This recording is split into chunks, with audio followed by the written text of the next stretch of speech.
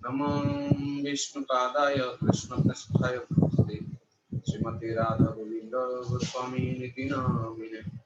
नमस्ते प्रभुपादे देवं गौरवाणी प्रचारिणे निर्विशेष शून्यवादि ग्राम जन्य निस्तारिणे। नमो विष्णुपादाय कृष्णपृष्ठाय भूतले श्रीमते भक्तिवेदांत स्वामी निति नामिने।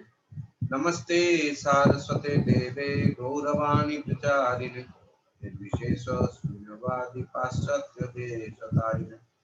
हरेर्नाम हरेर्नामैव केवलम् कलौ नास्तैव गतिरन्यथा। जय श्री कृष्ण चैतन्य प्रभु नित्यानंद श्री अद्वैत गदाधर शिवासादि गौर भक्तवृंद। हरे कृष्णा कृष्णा कृष्णा हरे हरे, हरे राम राम राम हरे हरे। हरे कृष्ण। श्रील प्रभुपाद की। ओम नमो भगवते वासुदेवाय।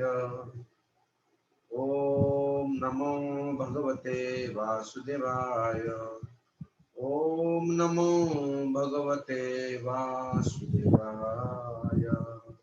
श्रीमद् भागवत महापुराण की जय। आज का श्लोक है द्वितीय स्कंद प्रथम अध्याय और श्लोक नंबर 3। तो कल हम लोग ने 2 का चर्चा किया था, आज 3 का लेंगे। निद्रया ह्रियते नक्तं व्यवायेन च वावयः दिवा च अर्थे हया राजन् कुटुंब भरणेन वा। निद्रया, श्री सुखदेव गोस्वामी तीसरा श्लोक में कह रहे हैं कि निद्रया ह्रियते नक्तं व्यवायेन च वावयः दिवा च अर्थे हया राजन कुटुंब भरणे नवा। तो ऐसे ईर्ष्यालु व्यक्ति जो अपना परिवार को ही अपना मानता है, ऐसे गृह में भी, ऐसे गृहस्थ तो नहीं कहेंगे, गृह में भी ऐसे ईर्ष्यालु व्यक्ति वो क्या करता है, रात्रि जो उसका है निद्रया ह्रियते नक्तम, और रात्रि में सोता है, बहुत सोता है, या नहीं सोता है तो क्या कहते व्यवायेन, और स्त्री संग करता है। या तो सोता है या तो स्त्री संग करता है रात्रि में।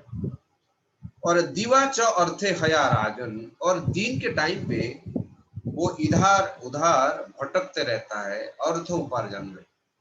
वो अर्थ को उपार्जन करने के लिए यहाँ से वहां, वहां से यहाँ बहुत सारे क्लेशों को सहता रहता है।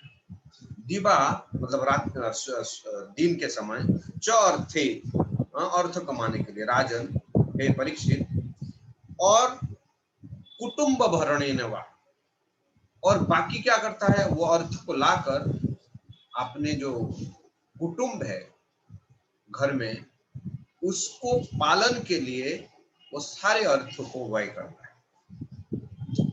ऐसे ईर्ष्यालु गृह में भी का जीवन रात्रि में या तो सोने या मैथुन में रत रहता है, दिन में वो कमाने या परिवार के सारे सदस्यों के पालन में ही व्यतीत करता है, यहाँ से वहां से जुगाड़ करते रहता है, ऐसे गृह में भी व्यक्ति।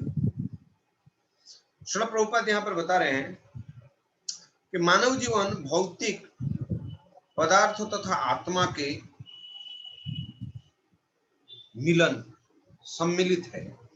ये जो शरीर है, भौतिक शरीर और आत्मा जो है शाश्वत है, तो शाश्वत आत्मा के साथ ये भौतिक शरीर का मिलन होता है। अतएव वे आर्थिक विकास के प्रति अधिक उन्मुख होते हैं।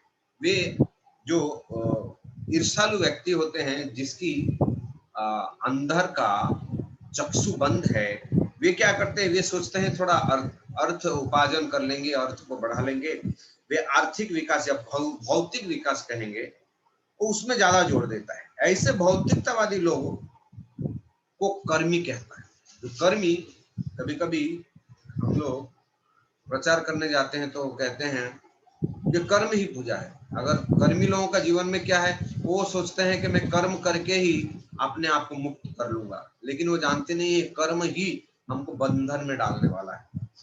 तो ऐसे भौतिकतावादी लोग कर्मी कहलाते हैं और उन्हें नियमित आर्थिक विकास या यौनाचार के लिए स्त्री संगति की छूट रहती है।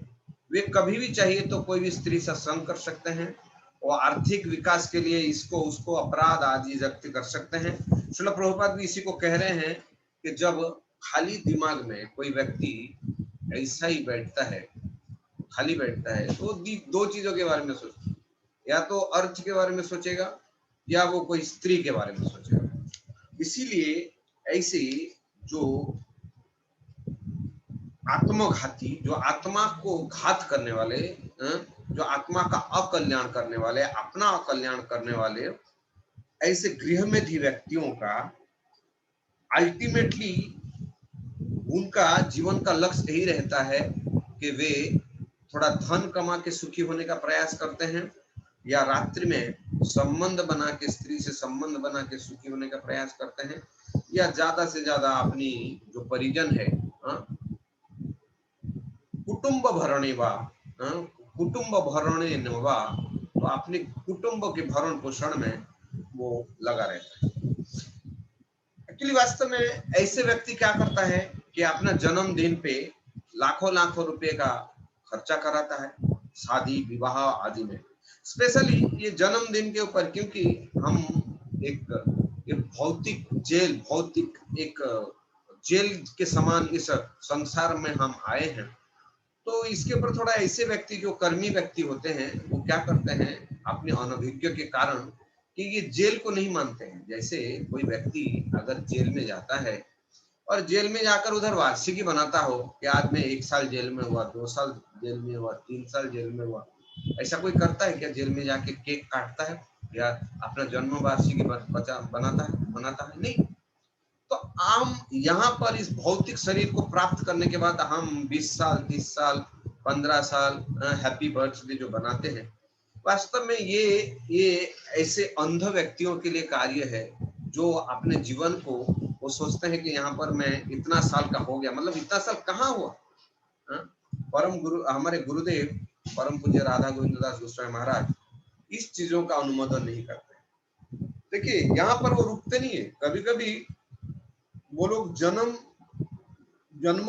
वार्षिकी तो मनाते हैं और बनाते आगे फिर शादी विवाह होता है तो फिर एनिवर्सरी में आ जाता है, 25वां एनिवर्सरी, 50वां एनिवर्सरी, 20वां एनिवर्सरी, और इस तरह से ये अपना जो जीवन का कमाई, जो अर्थ को कमाते हैं इतना मेहनत से, और या तो इससे उससे लूट के लिए यहाँ से वहां से धोखाधड़ी करके इस अर्थ को क्या करते हैं ऐसे ही वह करते हैं।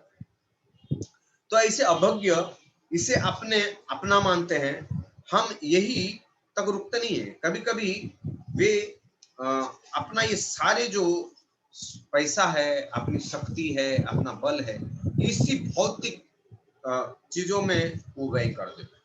इसीलिए ऐसा नहीं कहते कि जन्मदिन मनाना चाहिए। जन्मदिन जो है, हमारे गौरांग प्रभु है राधा गोपीनाथ मंदिर के, गौरांग प्रभु कहते हैं जन्मदिन जिसका होता है वो व्यक्ति सोचता है कि मेरे को गिफ्ट मिले, लेकिन जन्म जिसका होता है उसको वास्तव में देने का दिन रहता है कि आज मैंने इस भौतिक संसार में जन्म लिया है, आज मुझे कुछ दूसरों के लिए अच्छा करना है। वो गिफ्ट लेने के लिए नहीं, उल्टा देना चाहिए उसको, जाके दूसरों को प्रचार करना चाहिए, गीता बांटना चाहिए, गौओं को खिलाना चाहिए।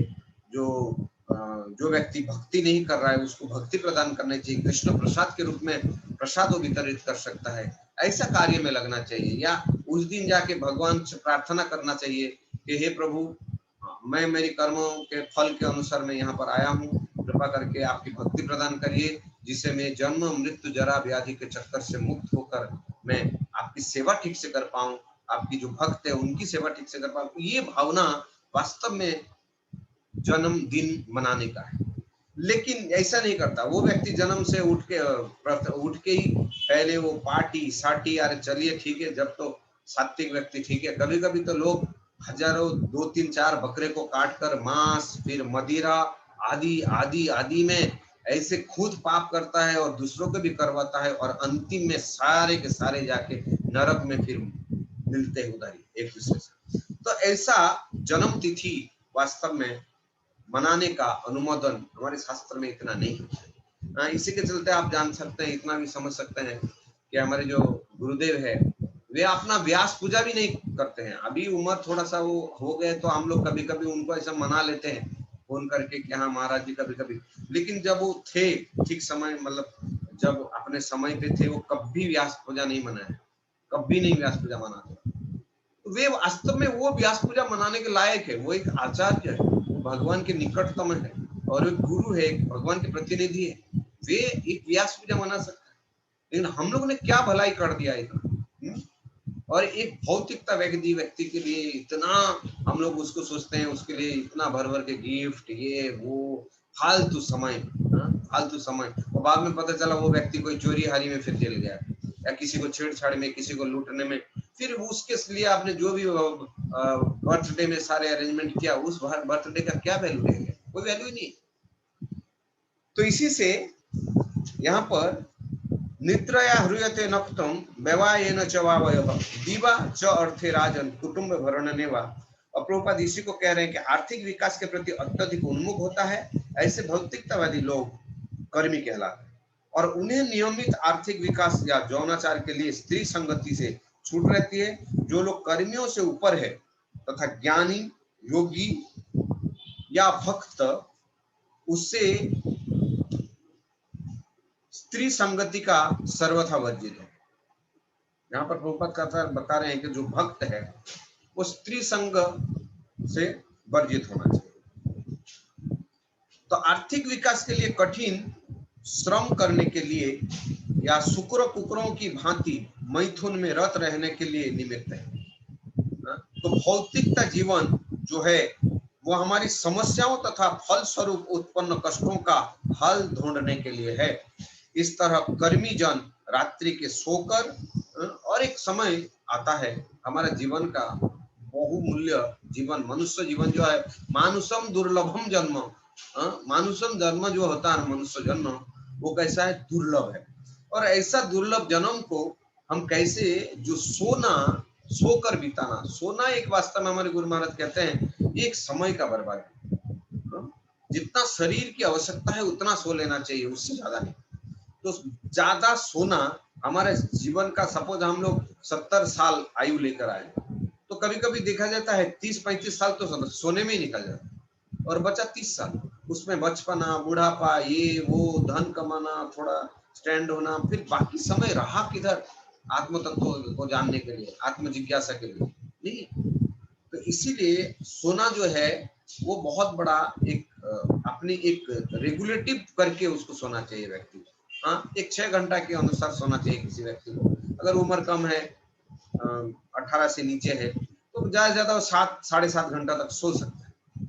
लेकिन जिसकी आयु हो गया है 20 के ऊपर है, तो उसको प्रयास करना चाहिए 6, 6.25, 6.5 घंटा, 7 घंटा से ज्यादा नहीं सोना चाहिए। तो हम लोग आगे बढ़ते हैं। दूसरा श्लोक, 4 नंबर श्लोक में बताते हैं, देहापत्य कला त्रासीस आत्म सैन्य स्व सत्वपि तेषां प्रमत्व निधनम पश्यन अपि न पश्यति। और वे इस तरह से देहा पति कत्रा टीसु, शरीर, बच्चे तथा पत्नी रूपी जो विनाश के सैन्य है, ये जो विनाश सैन्य, विनाश मतलब जो रहने वाला नहीं है, क्या क्या है? पत्नी, बच्चे, और ये लोग सब विनाश सैनिकों के प्रति अत्यधिक आसक्त रहते हैं, जो दूसरों से ईर्ष्या करते हैं, भौतिक आध्यात्मिक ज्ञान के प्रति उनका कोई चेतना विकसित करने का कोई इच्छा भी नहीं है। ऐसा व्यक्ति क्या करता है? भौतिक चीजों के प्रति, अपने परिवार के प्रति बहुत आसक्त रहने के कारण वो आत्म तत्व से विहीन हो जाता है। और ऐसे व्यक्ति जीवन की समस्याओं के विषय में, जो उसकी जीवन का सबसे बड़ा समस्या क्या है? जन्मों, मृत्यु, जरा, व्याधि, ये 4 जो है ये सबसे बड़ा जीवन का समस्या है। हमारे रोटी कितना है, मकान कितनी छोटी है, कपड़ा है कि नहीं, ये समस्या नहीं है। समस्या सबसे बड़ा है जन्म मेरा हो रहा है, मृत्यु में मैं प्राप्त करूंगा जिसका ध्रुवस्य जातस्व ही ध्रुवर मृत्यु ध्रुवम जन्म मृतस्य च, जिसका जन्म होता है उसके निश्चित रूप में मृत्यु होता है, और जिसका मृत्यु होता है निश्चित रूप से उसका जन्म होता है। भगवान भगवत गीता में दूसरा जात स्वही ध्रुव और मृत्यु ध्रुवम जन्म मृत्यु। तो ऐसे ऐसे जो जन्म मृत्यु है उसके चक्कर में फेर में, इसलिए जन्म मृत्यु और तीसरा है जरा। व्यक्ति जर जाता है और फिर व्याधि, व्याधि तरह तरह के व्याधि होता है। किसी व्यक्ति को एक व्याधि हो जाता है तो वो सोचता है, कभी कभी सरकार को एक लेटर लिखता है कि नहीं, मैं ये शरीर को नहीं रखना चाहता हूँ, मुझे परमिशन दीजिए मैं मरने का, मैं ये और सहन नहीं कर सकता हूँ, ये ऐसे ऐसे व्याधि है। और जिसको होता है वास्तव में वही सहन समझ सकता है व्याधि कितना दुख है। और वास्तव में व्याधि तो छोड़ दीजिए, बुढ़ापा जो है, बुढ़ापा व्याधि से कम नहीं है। बुढ़ापा जिसकी शरीर 50 के ऊपर हो जाता है, आज तो क्या, आज के दिन में 45 के ऊपर हो जिसका शरीर हो जाता है, सारे व्याधियों का घर हो जाता है। सारे व्याधि आके उस पे एक के बाद दूसरा दूसरा तीसरा चौथा पांचवा, एक के बाद दूसरा तीसरा होके फिर क्या, व्याधियों का घर नहीं हो बुढ़ापा शरीर, मतलब क्या है, व्याधि हो। और तरह तरह की दुखों का सामना करना पड़ता है, और फिर तरह तरह की वो व्यक्ति इतना त्रास रहता है, इतनी तकलीफ में रहता है। तो ऐसे व्यक्तियों को हमको क्या करना चाहिए, हमको यहाँ पर सुखदेव गोस्वामी कह रहे हैं ऐसी जीवन की समस्याओं के विषय में जिज्ञासा नहीं करते। तो जीवन का सबसे बड़ा समस्या है जन्म मृत्यु जरा व्याधि, ये चारों को हमको जीतना है। ये चारों को कैसे जीतना है इसके प्रति कोई उनका जिज्ञासु भी नहीं है, ना करने का प्रयास करता है। जैसे कि युधिष्ठिर महाराज वो नारद मुनि कहते हैं कि सबसे बड़ा गृहस्थों का कार्य है सारे कार्यों में, क्योंकि वो अपने कार्यों में व्यस्त रहते हैं, क्योंकि वो अपने कर्मजीवी या कभी धन कमाने में, कभी बच्चों को पालन में, या तरह तरह के कार्य में व्यस्त रहते हैं। उन्हें चाहिए कि कभी कभी वो साधु पुरुषों को घर में बुलावे, उनकी सेवा कराए और उनसे श्रीमद् भागवत आदि आध्यात्मिक का कुछ प्रश्न उत्तर करे, और उसी से वो गृहस्थों का कल्याण हो। तो एक हम गृहस्थों के लिए सबसे बड़ा उचित कार्य यही है कि हम सदा सर्वदा ये प्रयास करें कि ज्यादा से ज्यादा हम साधु संग कर सके, और साधु संग करके हमारी मन का प्रश्न हम उनको कर सके, उनकी सेवा कर सके, और उनको प्रसाद खिलाकर, उनको थोड़ा सम्मान देकर, फिर वो अपनी कृपा करके अपनी साधुता अपनी वाणी के माध्यम से हमारी कल्याण कर सकते हैं। तो इसी तरह से पर्याप्त अनुभवी होते हुए भी वे अपने दुर्निवार निवास विनाश को नहीं देखता। तो शरीर, बच्चे तथा पत्नी रूपी विनाशमुखी सैनिकों के प्रति अत्यधिक आसक्त होने के कारण, वे अत्यधिक आसक्त होने के कारण आत्म तत्व के विहीन व्यक्ति जीवन की समस्याओं में के विषय में जिज्ञासा नहीं करता। पर्याप्त अनुभवी होते हुए भी, देखिए वो अनुभवी होता है, गृहस्थ जो है वास्तव में दर दर दर दर भटक के बहुत दुखी होता है, लेकिन अनुभव होते हुए भी वे अपने दुर्निवार विनाश को नहीं देख पाता। तो प्रभुपाद तात्पर्य में लिख रहे हैं कि यह भौतिक जगत मर्तलोक कहलाता है। सारे जीव ब्रह्मा से लेकर एक कीटाणु तक, जिनकी आयु क्रमशः लाखों वर्षों से लेकर केवल कुछ सेकंड तक होते हैं। तो यहाँ पर एक श्लोक अन्य पुराणों से हमें मिलता है कि किस तरह से यहाँ पर बताते हैं,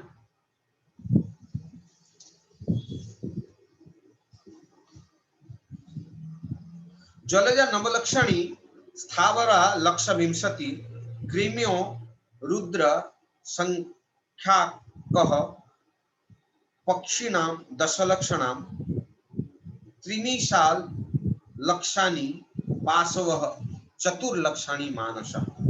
तो यहाँ पर बताया गया है कि किस तरह से यहाँ पर 84 लाख प्रकार के जीव यहाँ पर मिलता है। तो there are 9 lakhs of species, 9 lakh प्रकार के जीव जो जल में रहते हैं, और 20 लाख प्रकार के नॉन मूविंग जो अर्थ में ही पेड़ पौधे के रूप में है, ये 20 लाख है। तो 9 लाख जलचर है जो जल में ही रहते हैं, और 20 लाख जो नॉन मूविंग पेड़ पौधा आदि है वो एक ही जगह में स्थावर जैसे खड़े रहते हैं, ऐसे 20 लाख है। और 11 लाख जो है वो कीट पतंग आदि होता है, रेप्टाइल्स जो रेंगने वाले जो होते हैं, रेंगना जैसे सर्प हो गया आदि आदि, ये ऐसे कितने हैं? ऐसे 11 लाख है। और 10 लाख जो है पक्षी है और 30 लाख प्रकार के पशु है, 4 पांव वाले। इस प्रकार 30 लाख प्रकार के पशु है और 4 लाख ही मनुष्य है। जलजा नवलक्षणी स्थावरा लक्ष विंशति कृमियो रुद्र संख्याख्य पक्षी नाम दशलक्षणाम त्रिमिशाल लक्षाणी पाशव चतुर्लक्षाणी मानस। तो इस प्रकार है 9 लाख जो है जल में रहने वाले, 20 लाख नॉन मूविंग जो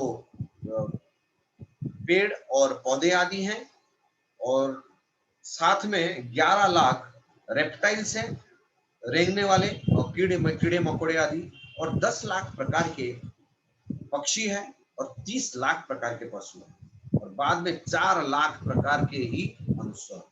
तो ये जो है ये हमारे 84 लाख प्रकार के जीव है। तो ये 84 लाख प्रकार के जीव में हम देखेंगे, यहाँ पर श्रील प्रभुपाद बता रहे हैं कि किसी किसी का 1 सेकंड आयु होता है, जन्म 1, मृत्यु हो गया। यहाँ पर श्रील प्रभुपाद बता रहे हैं सारे जीव ब्रह्मा से लेकर एक कीटाणु तक जिनकी आयु क्रमशः लाखों वर्षों से लेकर केवल कुछ सेकंड तक होते हैं, जीवन संघर्ष में लगा रहता है। भगवान बोलते हैं जातस्व ही ध्रुवर मृत्यु नहीं, वो दूसरा एक श्लोक में बताया है मामे वंश जीव लोके जीव भूत सनातन मन षष्ठानि इंद्राणी कर्षति। तो वो कहते हैं कि जन्म जातस्व ही ध्रुवर नहीं, सॉरी क्षमा करना गलत कर रहा हूं, यहाँ बोल रहा हूँ।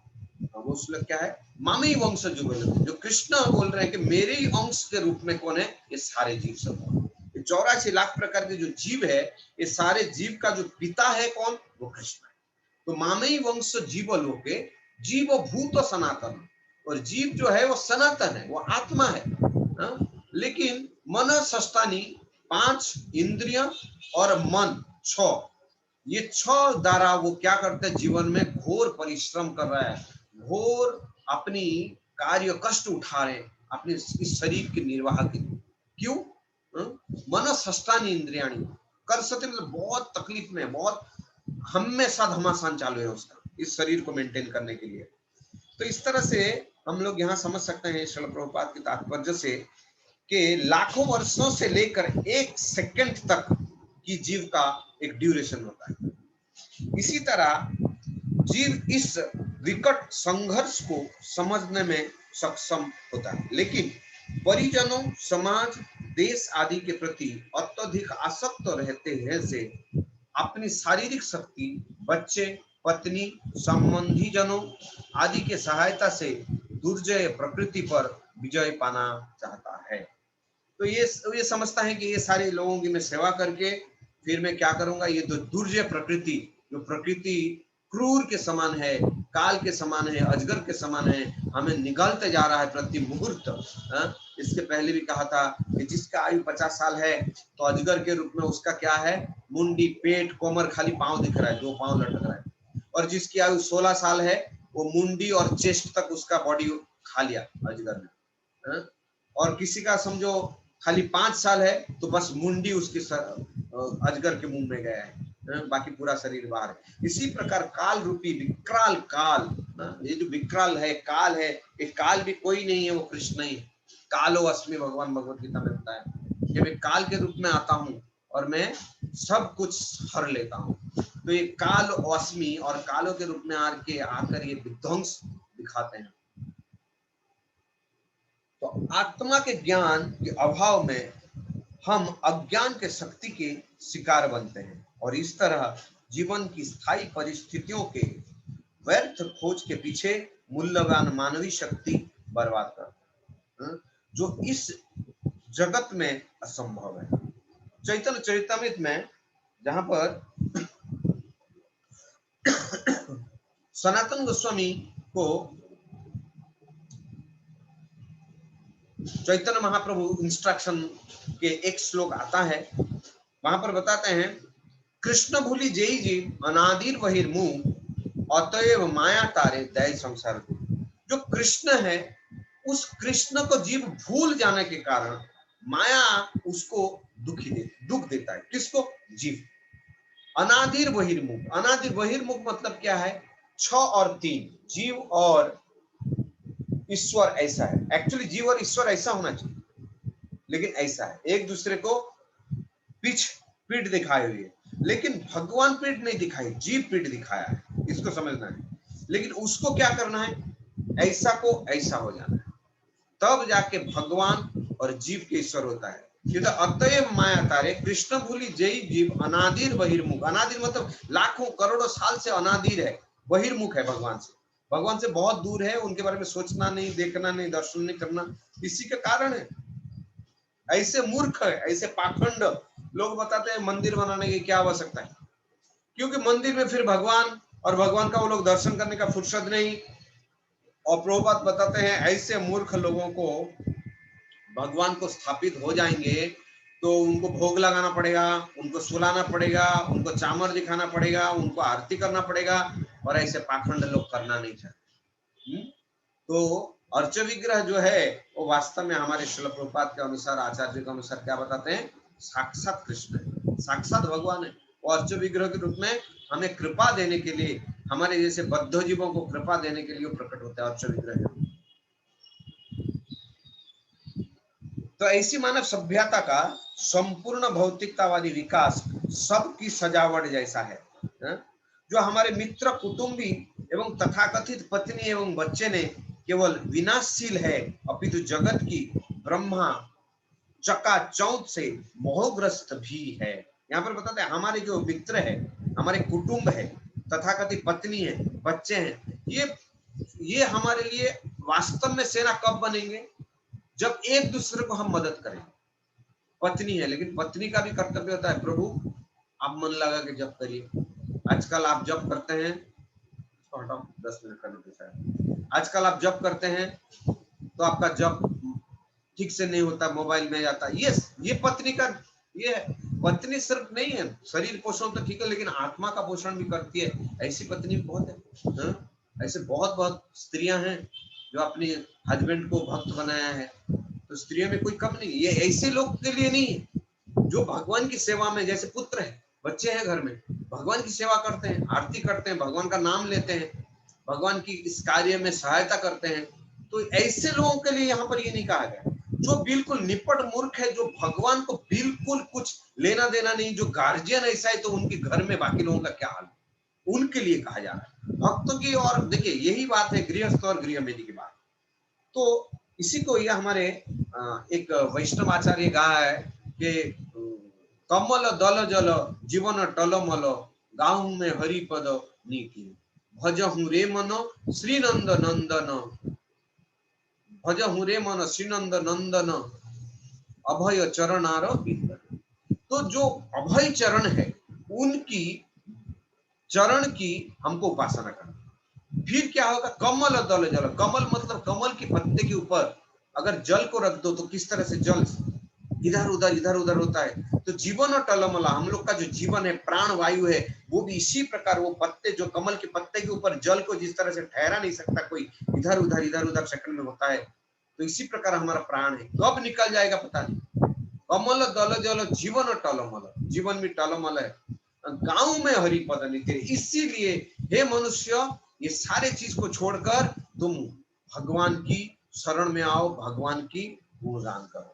और इसी को अगला श्लोक में होता है तस्मात् भारत सर्वार्था, इसीलिए हे भरतवंशी, हे परीक्षित महाराज, सर्वात्मा भगवान ईश्वरो हरि श्रोतव्य कीर्तितव्यश्च स्मर्तव्यश्च तवाभयम्।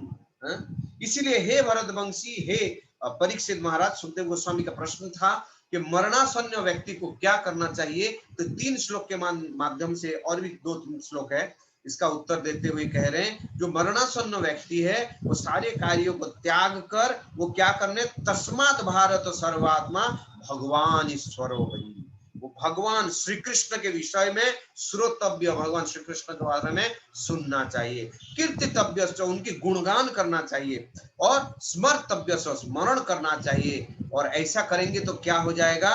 उसकी महिमा का गुणगान करेंगे, भगवान श्री कृष्ण के मुखार से हरिनाम का जप करेंगे, हाथों से सेवा करेंगे, और मन कृष्ण पदार विंदयो, मन को कृष्ण के चरण में लगा के उनके स्मरण करेंगे तो क्या होगा, वो अच्छेता भयम, ये सारे भय से, सारे तकलीफ से, सारे जो दुख है, इस दुख से वो सर्वदा के लिए मुक्त हो जाएगा। भजहु रे मन श्री नंद नंदन अभय चरणार, भगवान कृष्ण का एक शरण में आने का एक उपाधि भक्तों को मिल जाता है, जो किसी भी इस जगत में, इस ब्रह्मांड में जाने से ये टाइटल नहीं देते हैं, वो है अभय। अभय एक बहुत बड़ा, क्योंकि जीव जो है जन्म से भीतु रहता है, भयभीत रहता है, वो डरते रहता है, मेरा क्या होगा, ये क्या होगा, वो क्या होगा। तो ये भय को वास्तव में अगर कोई काट सकता है, ऑटोमेटिक काटेगा, ये कोई वरदान नहीं है। जैसे आपके हृदय में गोविंद विश्राम यहाँ आ गया, गोविंद भगवान का आप विराजमान करा देते हृदय में भक्त, उसी समय भय निकल जाता है। देखिए भक्त के जीवन में कोई भय नहीं, वो जानता अभी भी मैं सुंदर भगवान का दर्शन कर रहा हूँ, हरिनाम जप कर रहा हूँ, भागवत पढ़ रहा हूँ, भक्तों की संगति कर रहा हूँ, सुंदर, मेरे को कोई चिंता नहीं। और वो जानता है मृत्यु के बाद भी ये तो मुझे सैलरी के रूप में मिल रहा है, ये जो है ये क्या है, ये सैलरी है, हाँ वेतन है हर महीना मिलने वाला, और मरने के बाद क्या क्या मिलेगा, ग्रेजुइटी, प्रोविडेंट फंड और बोनस, सारे के सारे। मृत्यु हम भक्तों के लिए क्या है, वरदान है। भक्तों कभी मृत्यु के लिए डरता नहीं है। इसी प्रकार यहाँ पर बताते तस्मात् भारत सर्वात्मा भगवान ईश्वर, यहाँ पर भगवान का शब्द आया है, इसीलिए जो समस्त कष्टों से मुक्त होने चाहता है, जो समस्त कष्टों से मुक्त होने की इच्छुक है, हे परीक्षित महाराज, उसे ना भगवान, उसे क्या चाहिए, उसको क्या करना चाहिए, उसे भगवान के बारे में, भगवान के विषय में श्रवण करना चाहिए।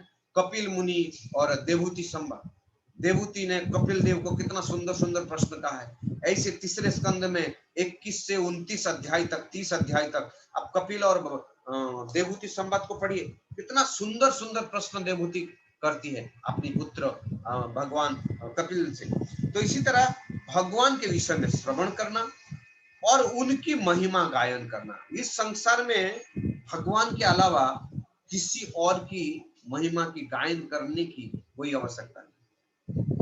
भगवान कृष्ण, अपना गुरु और चैतन्य महाप्रभु, राम, कृष्ण, ये सारे जो है इनकी गुणगान हमें करना चाहिए, राधा रानी के करना चाहिए, भक्त की करना चाहिए या भगवान की करना चाहिए। तो जो गुरु होंगे वो भक्त होंगे, तो गुरु की भी महिमा और भगवान की महिमा, भक्तों की महिमा, ये महिमा गायन करना चाहिए तथा स्मरण करना चाहिए कि भगवान ने ये सारी लीलाएं की है, और उसे चाहिए और जो परमात्मा नियामक तथा समस्त कष्टों से रक्षा करने वाले, और ऐसा हम लोग करेंगे तो ऑटोमेटिक कष्ट से हम लोग मुक्त हो जाएंगे। तो वास्तव में कष्ट क्या है और भय क्या है? भय क्या है कि हम लोग भौतिक चीजों के प्रति अत्यधिक आसक्ति के कारण हमारे में भय है। देखिए जब शास्त्र के आधार पर, गुरु के आधार पर, भगवान के नाम जब, भगवान की भक्ति के आधार पर हमको एज इट इज सब कुछ ट्रांसपेरेंट दिखेगा, हम किसी के प्रति आसक्ति नहीं होगी। आसक्ति क्यों होते हैं? क्योंकि अज्ञान के कारण। हम शास्त्र नहीं पढ़ते हैं, गुरु की शरण में नहीं जाते हैं, साधु संग नहीं करते हैं, तो हम सीखेंगे कैसे, हम जानेंगे कैसे? जन्म हम लोग होता है अज्ञान में, अज्ञान के सागर में। ओम ज्ञानम तिमिरंधस्य, तिमी जैसे सागर में, अज्ञान के सागर में हमारा जन्म हुआ। तो हम लोग इस सागर, अज्ञान के सागर में जन्म से हम कैसे, हम इस भय से उबार सकते हैं अगर हम साधु की शरण में, भगवान की शरण में नहीं जाए? तो इसी को यहाँ पर बताते हैं, हे भरतवंशी, जो समस्त कष्टों से मुक्त होने का इच्छुक है, उसे उन भगवान के विषय में श्रवण करना चाहिए, उनकी महिमा गायन करना चाहिए, स्मरण करना चाहिए, और जो नियामक परमात्मा है ऐसे समस्त कष्टों से जरूर रक्षा करेंगे। तो यहाँ पर श्रील प्रभुपाद भी बताते हैं कि भौतिकतावादी व्यक्ति सोकर विषय जीवन में लिप्त रहकर आर्थिक दशा सुधारने की तथा कुटुंबियों की भरण पोषण में जो लगा है, वे गर्भ में विलीन हो जाएंगे। भौतिकतावादी कार्यकलाप में सब लोगों ने रहने के कारण जीवात्मा सकाम कर्मों के चक्र में अपने को बांध देता है। तो कर्म से कर्म, कर्म से कर्म, कर्म मतलब एक हमारे लिए जकड़, जितना हम कर्म करते जाएंगे अपने आप को उतना रैपिंग करते जाएंगे, मतलब अपने आप को बांधते जाएंगे। तो ये कर्मों को काटने के लिए हमको क्या करना है, ये श्लोक कहता है तस्मात् भारत सर्वात्मा भगवान ईश्वर हरि श्रोतव्य। ये 3 चीज हमको करना है भगवान के बारे में। ये सब करेंगे तो हम ये कार्यकलाप जो है, भौतिक कार्यकलाप जो हमको कर्म बंधन में डालता है, इससे हमको मोक्ष करेगा। तो इसीलिए हे पदार्थ तथा आत्मा के पूर्ण ज्ञान से, योग शक्ति से या स्वधर्म की भली भांति पालन करने से मानव जीवन की जो सर्वोच्च सिद्धि प्राप्त की जा सकती है, वो है जीवन की अंत में भगवान का स्मरण।